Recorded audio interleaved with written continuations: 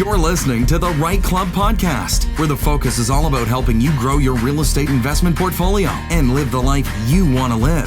Come grow with us and join our community at thereiteclub.com. And now your hosts, Sarah Larby and Alfonso Salemi. And this is the other thing is, Tim doesn't give himself enough credit either. Like, he's amazing. Like, he was such a high performer of where he was. And I think a lot of people can maybe relate to that are in the corporate world, climbing that ladder. Again, before I left that corporate world, is all about that next bonus, being at the top of that list. Like, maybe if you were a car dealership, sales, it was always that, like, the coffees for closers mentality, right? Like, from what we grew up in, like the movies and all that kind of stuff. And they use that talent, and wisely, right? Because they want you working across the country, giving your leadership, your insight that you share, but that it's your talent, right? And you're getting capped. It's capping your own. And that's like I don't know if that has anything to do with the name of the company, Trust Your Talent. But that's what it makes me think of, right? Is that have the trust in yourself. And that's why so many people are, quit the job. And Sarah just recently, Larby, our co-founder, talks about that corporate lifestyle, that same mentality. She has that talent, right? That the company's training and organizing, right? And now you're like really empowering others to trust their talent, right? With what you learned in your teaching. That's what we're hoping to do. Yes. Yes. So what made you, so you had your heart attack. So then was that the actual, I don't know, did you end up in the hospital again? And then it was like you woke up and you said, okay, that's it, enough. And you made the 90-degree turn and you went somewhere else. Like just walk us through that process, because I find this so fascinating to find out what you did. You know what? My first two, basically, it was super silly. The first one, literally, I remember sitting on the couch watching TV and pain, blacked out, woke up in a hospital. Second time, pretty much the same. I was going to university at the time. The third one, though, funny enough, because you're trained enough now to learn about your body, you understand a little bit more, and plus, if you've had two, you understand that kind of pain and what it feels like. And this is why sometimes when I'm watching movies or shows these days, where people are like, "Oh my God, I'm having a heart attack," I'm like, there's a lot of truth in that. Because I know when doctors watch shows like ER, they're like, that's not how it works. However, again, when you're having some sort of weird chest pain, I don't want to compare heartburns to heart attacks or anxiety attacks. However, it does, that's literally what it feels like. You start to feel numb. And I was driving. The third time that happened, I was literally driving for a work appointment. And fortunately, I live in Edmonton now. And so fortunately, the University of Alberta Hospital was about a 3-minute detour. I literally drove myself and drove up to the ER, dumped my car with the keys in the car running, and I checked it myself in. And then I called my partner to come. That's how it happened. I felt something coming on, and I was going through a very stressful time at the time. And yeah. So then what? Then I'm going to pull this out of you one way or another. Then what? Well, then, they hook you up, all that good stuff, and then diagnose you. I didn't have to go through a surgery, thank God. And this is the funny thing is that, again, 3 minor heart attacks, 1 heart surgery. I also live with 5 autoimmune disorders. And so, again, this is why a lot of people, they're like, why don't you move back to Vancouver? You used to live there, or you moved to Ontario. I'm like, the humidity kills me, because one of the things that I have is rheumatoid arthritis. However, the point is, I actually got diagnosed earlier that year as well. And one of the things that I also have as a result, it's called ankylosing spondylitis.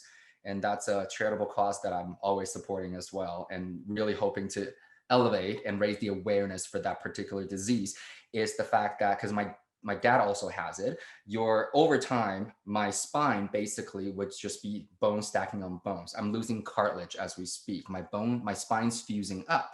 And so you lose mobility over time. However, it's a type of rheumatoid arthritis, so cold and damp does not help. I remember I bought my very first walking cane when I was 25 years old, living in Vancouver, because there would be times that it was so cold and so damp that I could not even get out of bed in the morning. And so the point that I'm making here, though, is that particular year, basically what was happening, because of all the traveling, I wasn't taking care of my physical health and my nutrition. And so as a result, because my spine was fusing, my rib cage started caving in and applying pressure. Because after my heart surgery, I had already been warned that my heart functions at probably about an 82 to 85% capacity as a normal human, healthy, normal human heart. And this is also why when I go into the pools and hot tub these days, if the water goes above my heart level, I have a hard time breathing sometimes. So I'm still working on that. And I've spent the last almost decade now looking after my health as well.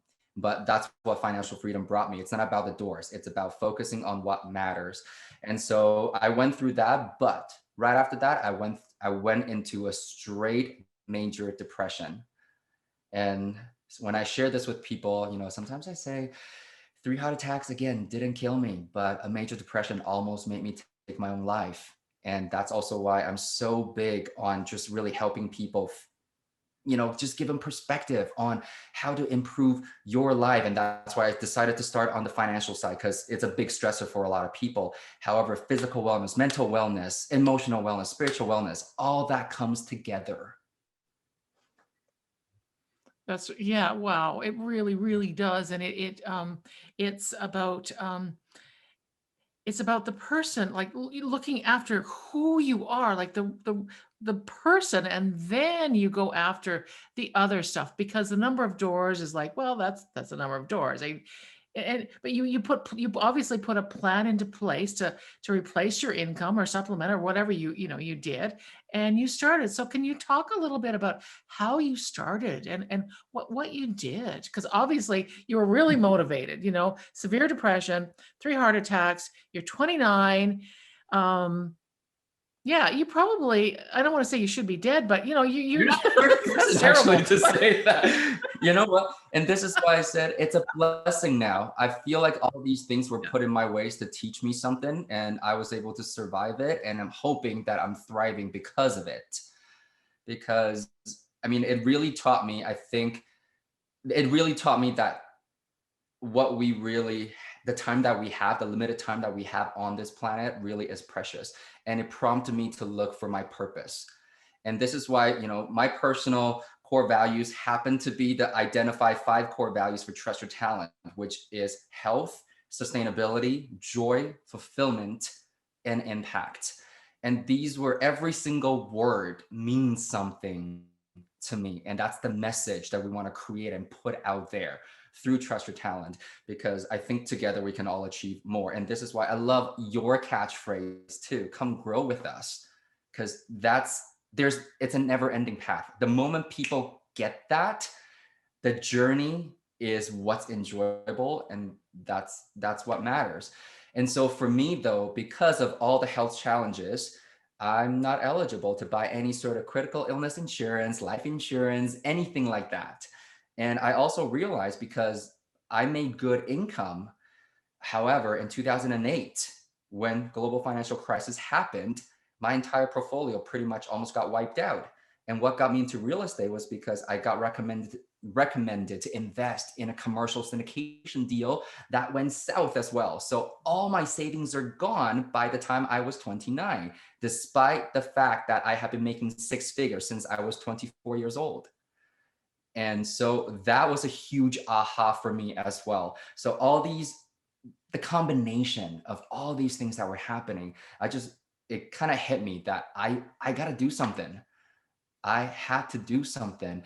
And because the trigger was losing all my savings in a real estate deal, so I decided to do real estate training.